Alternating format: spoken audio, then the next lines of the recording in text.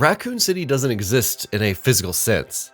The skyline is torched, and its streets lay littered in ash and rubble.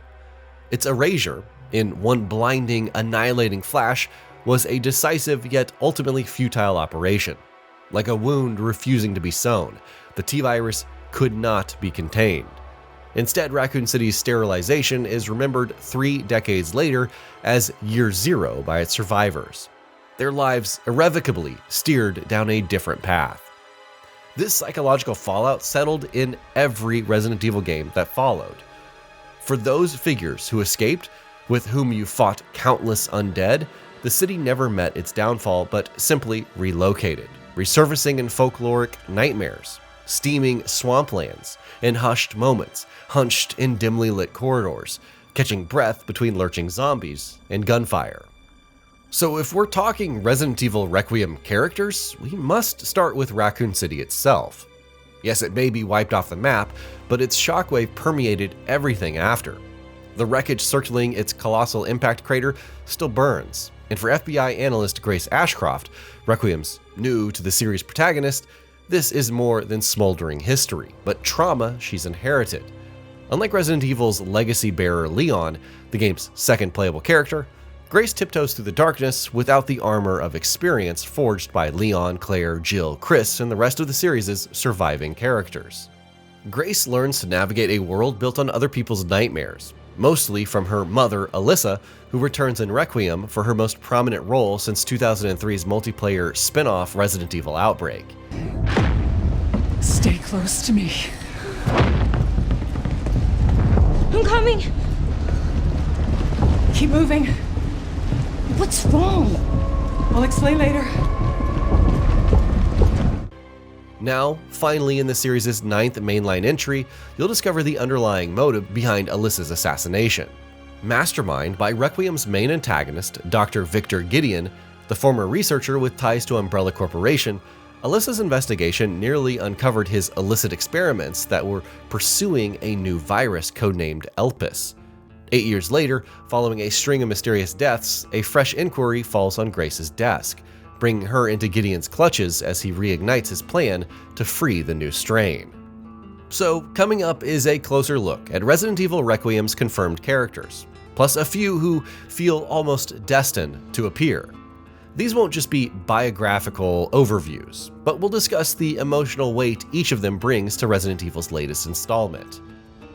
Grace Ashcroft enters Resident Evil Requiem without the weathered experience that defines so many of the series' figures. She's young, yet she grapples with loss, her life shaped by unanswered questions. And despite never asking for it, she carries her mother's legacy. Her part of the story, her Requiem, sees her walking the path haunted by others.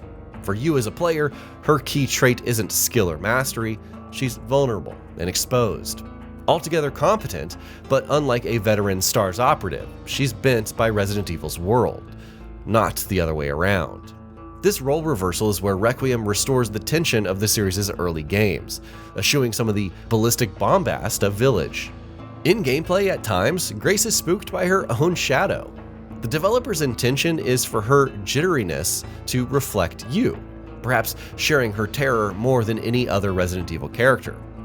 Requiem's trailers show that she'll acquire firearms in the game, but despite being FBI, she's no expert in gun handling. So bottom line, her tendency to show fear in the Gamescom demo could well be how she reacts to threats throughout the campaign. Still, even if Grace grows in her role, there is someone else you'll command who is capable from the outset. And yes, gaming's worst-kept secret became official when Leon S. Kennedy was announced as Requiem's second playable protagonist. Once representing youthful resilience, now Leon is a hardened veteran, defined by Raccoon City's obliteration. Where Grace's trauma, as we all alluded to earlier, is inherited, Leon earned his and has carried it ever since. It's imbued into his being, informing his instinct, confidence, and resolve. Leon appearing in Requiem isn't just fan-servicing nostalgia, or simply to mix up gameplay with roundhouse kicks and chainsaws, but he brings the weight of Resident Evil's past with him. This game is a celebration of the survival horror series' 30-year legacy after all. Leon in many ways personifies the characteristics of everyone who made it out of Raccoon City incidents alive. Competence, bravery and heroism, tinged with reluctance. Yet now, on his return to Raccoon City, Leon looks more weary than ever. There are theories circulating that he's carrying some form of infection. A close look at his neckline potentially reveals some form of a wound. This feature's goal isn't to speculate on Requiem's story beats, but in a nutshell, a leading theory is Grace's blood holds the key to mastering a race of high-functioning zombies, and this is why Gideon has been tracking her and presumably why Leon is also on the scene, if he is indeed infected. Grace's blood potentially also holds a cure. And speaking of Gideon, the Eldritch figure doesn't feel like a traditional Resident Evil villain despite sharing his aspirations for dominance with past antagonists. His methods are clinical, biological, and almost transactional. He treats Grace's trauma as currency and her body as raw material. What makes him more unsettling is a lack of theatricality. He's detached from the emotional fallout of Raccoon City's sterilization, viewing the initial T-virus outbreak instead perhaps as a proof of concept. And in the years since, he's been refining the model. Tidying Alyssa's loose ends in the meantime is just another demonstration of his coldness. And as for Alyssa, it's unclear how much screen time she'll receive throughout the game. Her return is shown presumably in flashbacks at the Wrenwood Hotel before Dr. Victor ended her life, or we assume the hooded figure is Gideon. Canonically, we know she was still actively investigating in 2017 owing to the sight of an article she authored in Resident Evil 7. She's been attempting to uncover the systems that allow monsters to exist ever since her first appearance in RE Outbreak. Whatever her role at Requiem, she is set to be a narrative force. Another confirmed character is Nathan Dempsey, the FBI's special agent in charge, and the man who chooses Grace to follow her mother's steps to investigate a trail of death.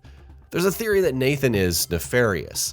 See, when Grace meets Gideon, he implies to her that he's orchestrated her arrival. Who else could he get help from other than Nathan? Elsewhere, there's the return of another character that has evolved beyond merely theory into an inarguably inevitability. Sherry Birkin, RE2's child survivor, last seen in Resident Evil 6, isn't officially announced, but there are flashes of her likeness in Requiem's pre-release trailers.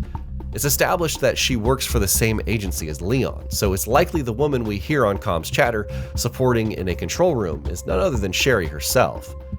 Fact is, it makes sense that she's overseeing and assisting Leon's mission. If Sherry's returning, then the obvious next question is, what about Claire Redfield? After all, she was instrumental in rescuing Sherry in Resident Evil 2, and together with Leon, the trio formed a familial bond in subsequent games. Narratively, there doesn't seem to be a strong case in bringing Claire back aside from nostalgia, a philosophy the developer seems reluctant to embrace. Instead, the studio is honoring the series' legacy in meaningful ways, not cheapening the celebration by shoehorning the return of every major character. For this reason, it is unlikely that we'll see the likes of Jill Valentine or Chris Redfield. Although according to the developer, they have stated that we can expect more Raccoon City survivors to crop up in Requiem. So with Alyssa being a strong focal point, this could point towards returns from RE Outbreak. Yoko Suzuki makes sense here. After all, canonically, she fled Raccoon City alongside Alyssa, and subsequently testified to bring the downfall of Umbrella. There's also speculation surfacing over Ada Wong too, the ambitious spy who has always appeared wherever Leon has. Her character arc was left fairly open at the end of Resident Evil 6, so there is that. The door is open for her to walk through, however, nothing concrete has been announced. Echoing the developer, expect cameos, but don't overhype yourself. Also, out of curiosity, my mind goes back to the official 30th anniversary that showcased Leon, Grace, Ada, along with 3 other characters, Jill, Claire, and Chris Redfield. Is there any hint? Probably not, since that's just too much firepower for one single game, and I don't think we will ever have a cast like Resident Evil 6 did. All of Resident Evil Requiem's confirmed characters and possible returnees, whoever they turn out to be, aren't just appearing for fan service. They're appealing to the series' legend, yes, but it also feels like the story the developer is putting together is to remind us that Raccoon City incident was a human catastrophe. Fear didn't rest in the city's dust, but spread far and wide, and now it's coming home. And that'll be about it for this one. If you guys like what we're doing at Gaming Vault, please consider subscribing to our channel, and I'll see you guys on the next video.